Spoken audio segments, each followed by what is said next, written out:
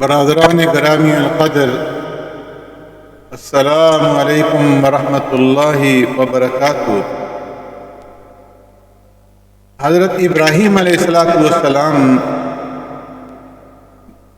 زیاد مہمان دوست بود۔ روز نزد او یک مجوسی آمد و غذا خواست۔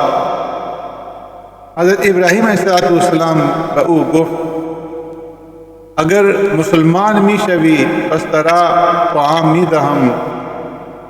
آن مجوسی گفت من دین خود را ترک کرده نمی توانم۔ این چنی گفت و رفت۔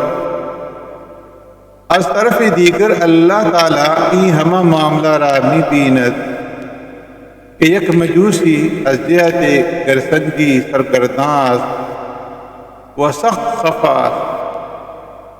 پس اللہ را بر او رحم آمد، زیرا در حدیث می آید انا عند منکسرت قلوبهم من بعد الہائے غمگین ہستم۔ پس اللہ تعالیٰ بجبریل علیہ السلام را نزد حضرت ابراہیم علیہ السلام فرستاد۔ یا ابراہیم لم تطعمه الا بتغییر دینه ونحن من 70 سنة نطعمه على كفره فلو عزفته لیلة ماذا كان عليك۔ اے خلیل من، ای مجوسی نافرمان من بود و از 70 سال با ایسو من پورا روزی می دادم، طعام پر او بند نکردم، باقی نداشت کہ او امرو طعام ترا می خورد۔ اے ابراہیم اکنو برو پورا برگردان و طعام بدے۔ حضرت ابراہیم علیہ السلام دوان رفت و آن مجوسی را دعوت طعام داد۔ او گفت اے ابراہیم چه باعث شده است زیرا کہ تو نہست مرا از طعام منع کردی و اکنو خود دعوت می دہی۔ ابراہیم علیہ السلام فرمود کہ اللہ جل شانہ جبرائیل امین را فرستاد و حضرت ابراہیم علیہ السلام تمام ماجرا را باز گو نمود۔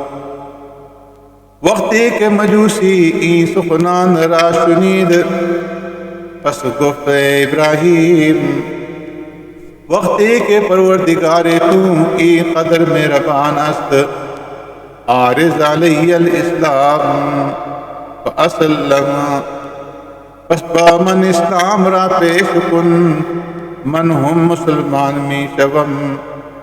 پس در ہمان جا مسلمان شد۔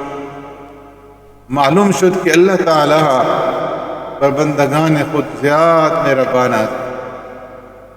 یک صحابی می فرماید کہ بارے ما صحابہ اکرام نشست بودیم و می خندیدیم، در این اثنا رسول اللہ صلی اللہ علیہ وسلم تشریف آورد و مارا در این حالت دید، پس فرمود اتضحکون والنار من ورائکم، آیا شما می خندید حال آنکہ آتش در چہار اطراف شماست۔ سپس رسول اللہ صلی اللہ علیہ وسلم روان شد و ما آن قدر خستہ و پریشان شدیم کہ گویا پر سر ما یک کوہ بزرگ افتاد باشد۔ اندکے وقت بعد رسول اللہ صلی اللہ علیہ وسلم تشریف آورد کہ در حالت تبسم بود و فرمود کہ حضرت جبرائیل علیہ السلام نزد من آمد و از جانب اللہ پیغام آورد لما تقنط عبادی من رحمتی نبئ عبادی انی انا الغفور الرحیم۔ وأن عذابی هو العذاب العلیم۔ اے پیغمبر تو بندگان مرا چرا از رحمت من نا امید مایوس می کنی، بندگان من خبر بدے کہ من زیاد بخشندہ و مہربان ہستم، وعذاب من نیز زیاد دردناک است۔ سامعین محترم، یک حدیث آمد ان عبداللہ بن عمر قال كنا مع النبي صلى الله عليه وسلم في بعض غزواته فمر بقوم فقال من القوم؟ قالوا نحن المسلمون وامرأة تكذب بقدرها ومعها ابن لها فإذا ارتفع وحج تنحت به، فأتت النبي صلى الله عليه وسلم فقالت أنت رسول الله؟ قال نعم. قالت بأبي أنت وأمي أليس الله أرحم الراحمين؟ قال بلى.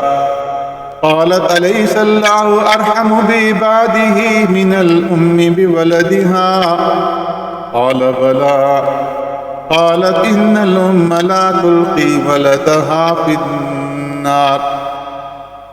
فأكب رسول الله صلى الله عليه وسلم يبكي، ثم رفع رأسه إليها فقال إن الله لا يعذب من عباده إلا المعرض المتمرد الذي يتمرد على الله وأبى أن يقول لا إله إلا الله۔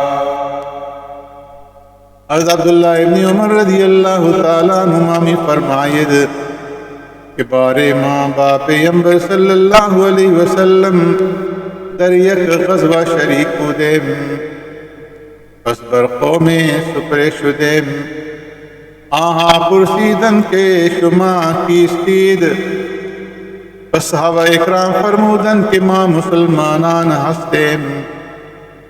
دری قوم زنی بود کہ در آغوش او یک طفل بود، او زیر دیگدان آتش افروخت، وقتی کہ لمبہ آتش بلند شد، پس او آن طفل خود را از لمبہ آتش کنار کرد، بخاطر این کہ گرمائش آتش بہو نہ رسد۔